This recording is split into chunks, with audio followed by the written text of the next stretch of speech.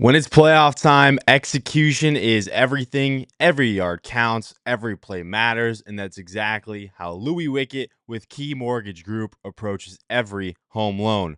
From central Iowa to every corner of the state, Louis helps clients get to the closing table with precision and confidence. Just like a great game plan, every detail is dialed in from pre-approval to closing day. Whether it's your first home or your dream home, Louis helps you move the chains and cross the goal line because when the pressure's on, execution matters most. Louis Wickett, Key Mortgage Group, Equal Housing Opportunity, NMLS number 1212160. Welcome in, everybody, to our special show. I do apologize. I was going to have this out Sunday and then Monday, and then I've been sick the last few days, and I have not been great. But we've been chugging along. We've been getting our content out. And yeah, today we've got a fun little show. We don't have a ranking show coming today because it's only 3A through 5A, and the top 16, are already in the playoffs. So we'll release our polls today, our final polls. Small classes, there will not be one that was from last week. But today we're going to learn. We're going to learn something. We're going to go back a little bit. Also, shout out to Louis Wickett for being a title sponsor. Here is what we are doing today. We're going to go ranker reports and then where were we off on the pods. So we're going to do a little breakdown. This is our instant reaction. I'm going to kind of give an idea of what pods I think could be really tough to get out of, which pods I like for the top seeds, and so on and so forth. So we're just going to go class by class and break this down. 5A will be a good example. Okay, these graphics will be on socials at some point this week, but I am going to give you guys the first look at them. So on the left, and on the first little column is where these teams were at in our preseason ultimate rankings. Now, if you have not been following along, each week we have ranked every class down to its exact number. So 36 teams in Class 5A, we have ranked them 1 through 36 each week. So the first column is where they were in our preseason poll, and the second column is where they are in our final poll. Now, 5A, 4A, and 3A are going to be pretty good because our rankers kind of know who the top 16 teams are. So, as you can see, all 16 teams here are in the final top 16 poll. You can see that, Waterloo West is one that our ranker was, a little too low on. But besides that, pretty good considering there is going to be disparity, and this top 8 looks pretty solid. So that's what it's going to look like for each class. We're going to go through that for each class, and then we're going to review our 5A pods and where we were off. I do think we were off here. Yeah, we had Indianola and Centennial swapped, but again, 5A is just straight off RPI. So I'm guessing that our ranker was trying to predict the RPI rather than look at the final one. Either way, most of this looks pretty much nails. If I had to say, yes, it does look correct, besides Indianola and Centennial switching. So that's what 5A is. I like the draw for Waukee Northwest. I like the draw for Dowling as the top 2 seeds. Pod C and Pod D, there are multiple teams I could see making out. Obviously, Pod C, you're going to look at Johnston Valley, and then Pod D, with Liberty and Ankeny being the top 2 seeds, you got 2 of the scarier, I'd say, 3 and 4 seeds right now in Southeast Polk and Waukee. Waukee's been playing really good this time of year. Waukee Liberty could be a really good opening round game, if I do say so myself. But that is what this is going to look like. We're going to go class by class. So Class 4A, same type of thing. All final top 16 teams are in the final poll, and our 4A ranker was really good this year, I'd say. Davenport North is the only team outside of the top 16 preseason to make the playoffs. He's got 15 of the 16 teams nailed as far as top 16 goes from preseason to now. So pause that if you wish, if you want to look at that a little more. Again, these will be on socials later today. But let's look at these pods, and this is where it could get a little interesting. I guess my eyes are going to go to the top 2 seeds. So we had Xavier and North Polk as top 2 seeds, with ADM going to SBL. The state basically flipped those 2 around and sent ADM to Xavier, North Polk to SBL. And again, I'm not going to really give too much opinions on what I think was right or wrong because there's a million ways to do it. I'm more just going to show where we were off. But besides that, we had Gilbert and Newton as top 2 seeds, and we had Pella and Western Dubuque. We nailed Fort Dodge and Newton, and we nailed Lewis Central and Gilbert. So Pod B we had exactly, and then it looks like Pod D, we did not have exactly. We had Davenport North and Pella, but we had North Scott in Pod D, and instead they ended up in Pod A with Xavier. So we had Decorah and North Scott flipped around, it looks like. But other than that, 4A, pretty good, I'd say. I'm pretty impressed with how much we got correct. I mean, this year we got way more correct than we did last year. But again, I'm going to include the map with all these rules. So if you want to pause and look and do all that, go crazy. But looking at this, boy, I mean, ADM Xavier just screams just really good matchup. Boy, ADM has had some tough draws to get to the Unidome the last few years. No doubt about that. SBL, I like this team's draw. I think obviously they had a tough game with Glenwood opening like earlier in the year. North Polk, hoping for a speedy recovery for James Armstrong. I know he's dealing with an injury. He did not play last week. If he doesn't, that changes everything. And boy, that SBL team is just tough to stop on offense. They just run. It's really hard to stop, and it's tough to watch too because you don't really know where the football is. But that's how they like it, I feel. So, looking at Pod D, Pella, Western Dubuque is your top two teams. Decorah is not an easy 3 seed by all means. Western Dubuque has just been steady, consistent in Class 4A. And looking at Pod B, really interesting here because Gilbert was a preseason team that we had ranked pretty low at number 15. And all they've done is climb and climb and win and win. And here they are undefeated. And they get a tough Lewis Central team right away. And I do think that is where I'm going to be on Friday night. Gilbert, Lewis Central. Not 100% sure, but I'm like 80% sure. So I think that's where I will be on Friday night. And then Newton and Fort Dodge, another really fun one right there with a ton of really good athletes in that game. So that's what Class 4 is looking like. Go ahead and pause quickly if you like. We're off to Class 3A, where this is where the chaos starts. I was giving my 3A ranker some crap yesterday about it, and he was obliging himself. Now remember, there's only 36 teams in 3A. So our 3A ranker had Sioux Center as the third worst 3A team in the preseason poll. And again, I mean, it shows multiple things. It shows how difficult preseason rankings are, because you just don't know. You have no idea. Same thing with West Dell. They were a team that we were just not high on. Same thing with Carroll, just a team we were not high on. But I mean, you look at some of the top powers and it's been pretty solid. I mean, Mount Pleasant gets in obviously, but Des Moines Christian was right around there. Independence gets in. They were preseason number 11. Benton right around that spot. Winterset was right around the playoff mark. So definitely some misses here. But again, I mean, that's going to happen in preseason polls. It's just literally impossible to get it all right. The 4A ranker, I have not seen something like that in our 3 years of covering how much he nailed in terms of top 16 teams. So pause if you'd like to look at this. Again, this will be on socials later. But let's look at our 3A pods and see what we have here. Pod A, Clear Lake and Carroll as the top two teams we got. We had Solon and Winterset, which we got. West Dell and Waller, which we had. And Heelan and Sioux Center. So we had all of the top 2 seeds, the host schools, we had correct. We had Carroll and Nevada matched up. It looks like Benton and Mount Vernon got switched. Yes, it did. But we had Independence going to Winterset. Again, the bottom is our predictions. The top is the official pods. I guess I should say that too. We had Central DeWitt Waller. We had Mount Pleasant and West Dell.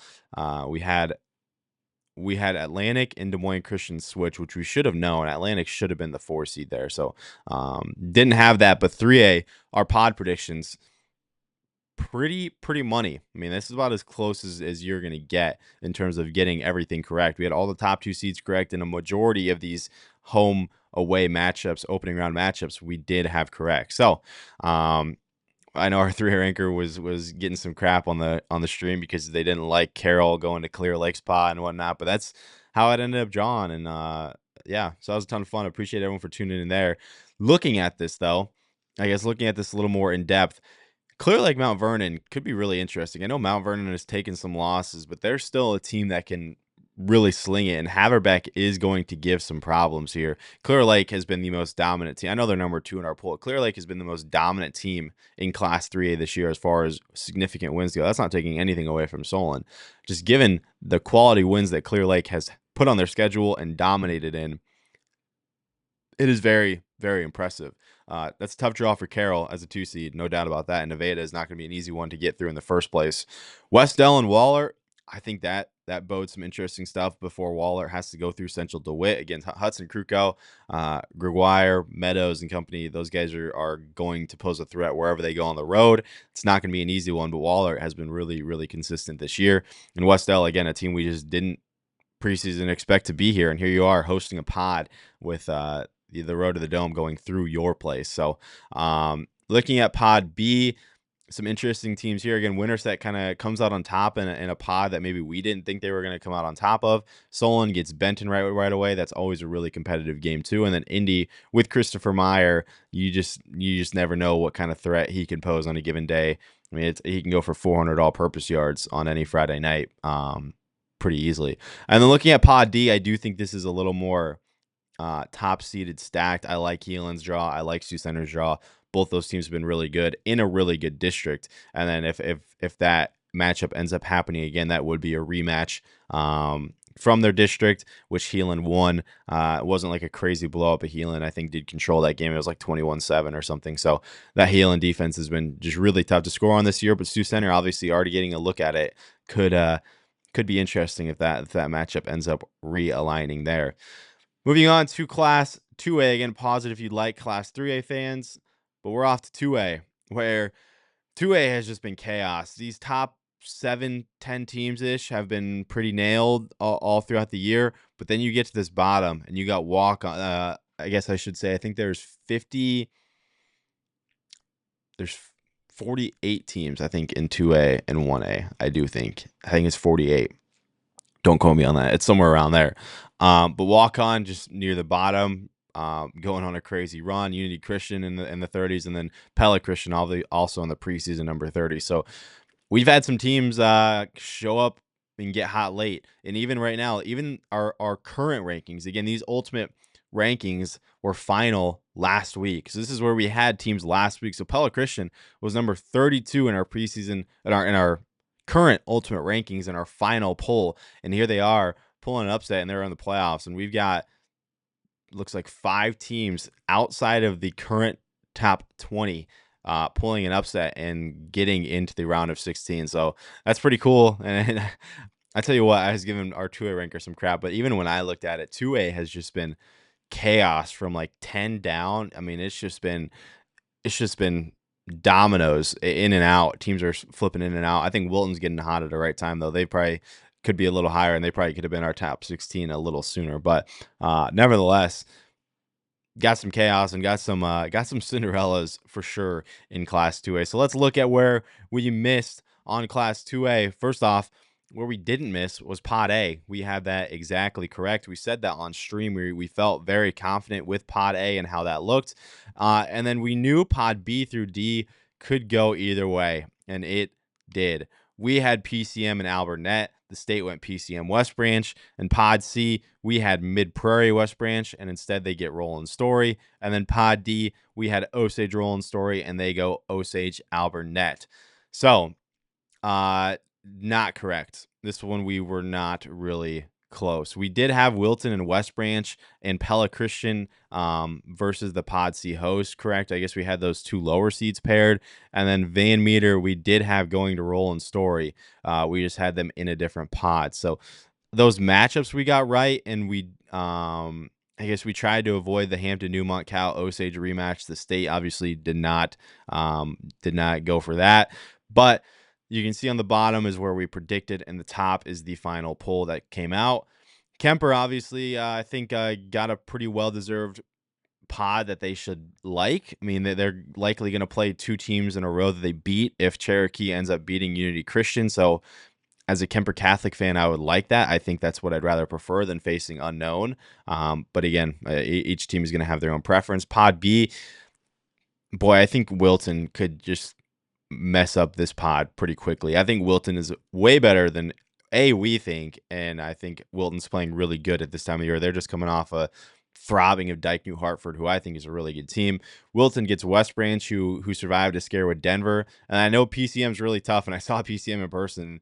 If that were to end up happening, Wilton PCM, boy, that could be an instant classic. And Wilton, obviously, coming up from Class 1A last year where they were at the Dome, they suffered a 1-point loss to Mid Prairie early in the year. And besides that, after that, they have just been nails. They lost to Regina too, but a lot of people have done that. So Wilton, I think, is a sneaky team in terms of a 3 seed that I look for. Pod C is interesting too. I think Van Meter obviously is another 3 seed. Boy, you just get Van Meter on the road in the postseason, and it's not a matchup you want. I think Roland Story has been really good. Willis, Long, Thorson have been great. They're their third trio, their quarterback, running back, wide receiver trio. I think Mid Prairie has been as advertised all year too. They were preseason very high, and they are hosting a pod. Here they go right now. So they get a Meepo team that's just coming off an upset over Centerville. So Mid Prairie, I think, still the favorite in Pod C nonetheless, but I think Van Meter, boy, it's just hard to pick against Van Meter in the playoffs. I can say that. And then Pod D, boy, this is one where I really have no clue. I think Osage is undoubtedly the favorite. They've earned that to this point. They've also played some really close games down the stretch. Walk-On is seemingly getting hot at the right time. Alburnett, I mean, with Lake and Caves, they can control the run game. And then Hampton Dumont Cal is another team that is just scorching right now, coming off wins over Dyke New Hartford and then Woodward Granger. Pod D is the one that I don't have a feel on. I kind of have semi-confident picks or thoughts in the pods A through C, but Pod D, I'm just not sure. I cannot get a read on that one right now. Let me know what you think in the comments. But we're off to Class 1A again. Go back and pause if you'd like to look at it a little more. Class 1A, not too shabby. Boy, Lawton Bronson, preseason number 45. That is the lowest tier of teams you can get in our preseason pool. They were not seen in the preseason. I guess that's kind of what we do with this, is we're putting ourselves on the fire and saying, hey, we missed this. So like Clarion, we missed that. Hudson at number 24. I mean, that's not too far out of the realm of making it, but besides Lawton and Clarion, pretty good, I'd say, as far as nailing teams here. Again, you can see where they are now. Again, Hudson's the lowest ranked IA football team right now, left in the final 16. Again, these polls came out last week, so they did not factor in. We did not update them this week, I should say.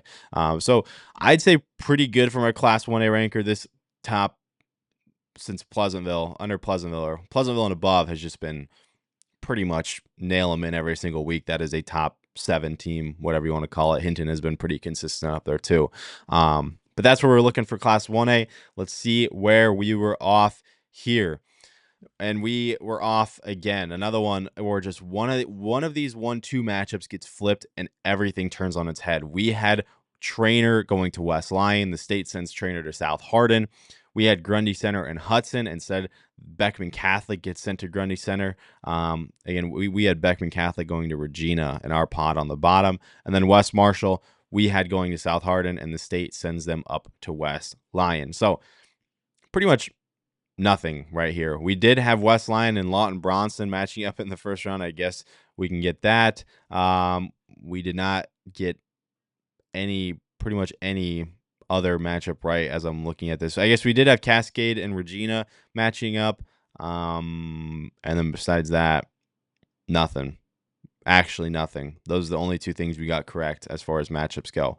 But that's what makes it fun, is there's a million ways you can go about it. I knew 1A was going to be messy, and I knew they could go either way. We had Pleasantville going to Beckman Catholic. Instead, Pleasantville goes to Hudson. I think that's the scariest 3 seed. But yeah, let's look at this quickly. Pod A, West Lyon, undoubtedly favorite, wire to wire. Number 2, you could argue them number 1, and I would not go against you. I think Underwood is a team to look out for here with Garrett Lutt. You just get a freak athlete at quarterback who can go and cause plays. That West Marshall Underwood game is going to be really, really good to start off our playoffs. Grundy Center and Pod B, Beckman Catholic has been terrific. I do think Eric is going to be at that game this week. Beckman Catholic hosting Sigourney. But at this point, I mean, everyone, I think, in the state knows it. It's hard to go against Grundy Center in a pod until they prove they can't. Pod C is where it gets interesting. I think Pleasantville is a really good team, and if we can get Pleasantville Regina, boy, that would be a fantastic quarterfinal game. If that happens, again, Pleasantville needs to go on the road to beat Hudson, and Regina needs to beat a good Cascade team who has statistically, I think, the best quarterback in Class 1A in Mick Hoffman, a Mr. IAfootball semifinalist. So some threats there. And then looking at Pod D, another interesting one. Ridgeview has been a consistent top 10 team. They get to go to South Hardin right away. And then Trainer and Hinton. Trainer won a really tough district with Underwood, Tri-Center, Shenandoah and company. And they get a Hinton team that comes from a district but that I believe won every single game of their playoffs. So that district obviously is looking a lot tougher than we maybe would have thought. So Hinton, I think, is an interesting threat here. I do like Trainer, but undoubtedly Hinton is a team to look out for in that 3 spot in Pod D. So there's Class 1A. We will move on to Class A. I know there's a ton of Class A fans that watch our stuff, so I appreciate that. So let's look.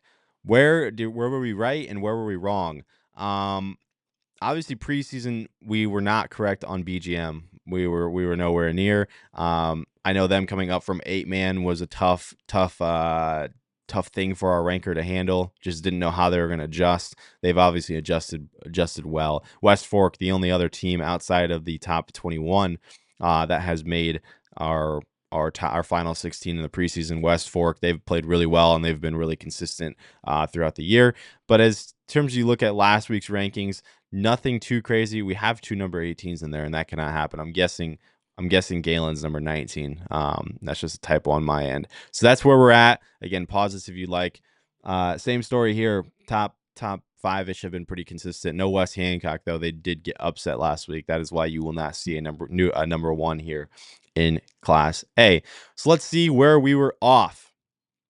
We had MMCRU and Woodbury Central. The state also had that. We had St. Ansgar and Linville Sully. The state did not have that. So that is where we got some issues. We did have ACGC and West Sioux and Pod C, so we nailed that. So pretty much we had Wapsie Valley Pekin.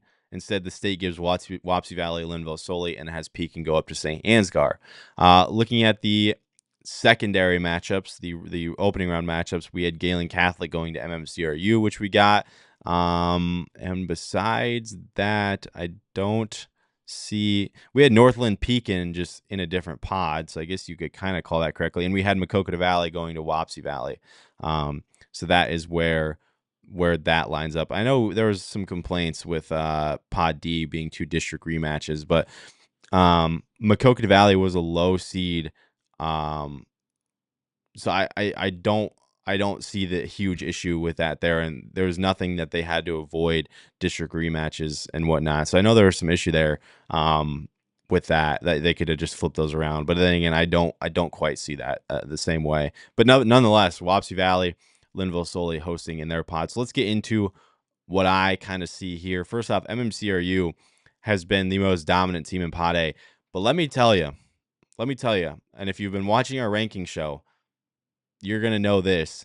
Madrid is not going to go out easy. And they're a 3 seed because their quarterback has been hurt for a large part of this year. Their quarterback did not get to play against ACGC. Their quarterback did not play in a loss to Linville Sully.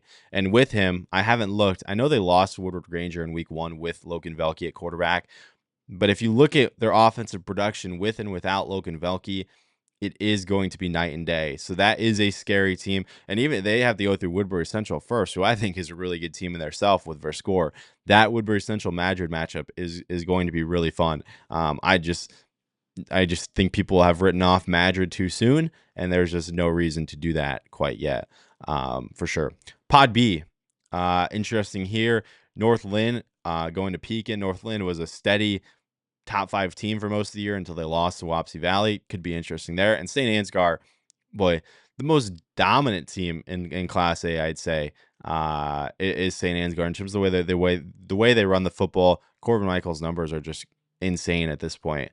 Pod C, really, really top heavy here, I would say. ACGC, West Sioux, boy, if we get that as a quarterfinal game, that could be insane. ACGC gets a tough Mount Air team, who I think they've faced already to this point. It was a close game, I do know that, but Pod C could be interesting if those 2 top seeds make it. And then Pod D, we just talked about Wapsie Valley, Linville Sully. Wapsie Valley has just come on strong as of late. They've been great all year. We just haven't seen them until the last few months, or the last month, I guess. But here they are hosting their own pod and controlling their own destiny, and that's all you could want. They get a Maquoketa Valley team who was preseason very, very high in our poll if you go back to our graphic. But Wapsie Valley has just been a different animal on the ground. And then Linville Sully has been very good in their own right. This defense has been great, and they've been finding the offense when they need to. They get a tough team in BGM with Bo Burns, who they've beat already this year. So that's what we got for Class A. Pause this if you like so you can look at the map. But we are off to Class 8-man. Oh, did I not? I didn't put our preseason poll on here. Okay, my fault. We'll see that on socials, 8-man fans. But let's see where we were off. We had Bishop Garrigan, Don Bosco. We had those top two correct. We had Woodbine, Bedford. We had Gladbrook and Edgewood Colesburg, and we had Iowa Valley and Audubon. So we did nail the top two seeds together. As far as everything else, we had North Union with Bishop Garrigan, or no, we had North Union with Woodbine. That was not correct. It doesn't look like we got a ton right. We had Montezuma going to Iowa Valley. Yeah, it looks like not many of these. We had Fremont Mills and Bedford, I guess. We got that matchup correct. But besides that, doesn't look like anything else is correct. So you can see where the state went different than us. Looking at this, Bishop Garrigan, Don Bosco, obviously could be really fun if that matches up. Bishop Garrigan has just been absolutely dominant to this point. Same thing with Woodbine. Woodbine has just dismantled everyone that's been thrown at them. I like their draw on Pod B as well. Pod C could get interesting. Easton Valley could pose a threat. Keegan Lee, Callan Messerich with Gladbrook Rhinebeck, but GR has just been unworldly. This top 4, top 5 in the 8-man has just dominated everyone thrown at them. Edgewood, Colesburg, Gladbrook could be a really fun quarterfinal with Jack Stager trying to lead his team out there. Sophomore at quarterback trying to pull an upset. And then Pod D, I think the biggest matchup is the Iowa Valley Audubon one if it can happen. Both teams have to get through tough opponents right away. But Audubon, I know, was preseason number 16 in our poll, and here they are at number 5, and they've shown no signs of slowing down. It's a tough matchup for Iowa Valley, no doubt. That one could be insane in the quarterfinals if that were to happen. Nolan Kriegel versus an Audubon team that just is up and down, really deep, and tough to stop on offense. That's for sure. So that is what we have in our, I guess, reaction podcast for the IHSA pods. Drop a comment, what you agree, what you disagree with. Appreciate y'all for tuning in on this Tuesday. And I will see you guys for another Locks and Dogs on Thursday. Peace.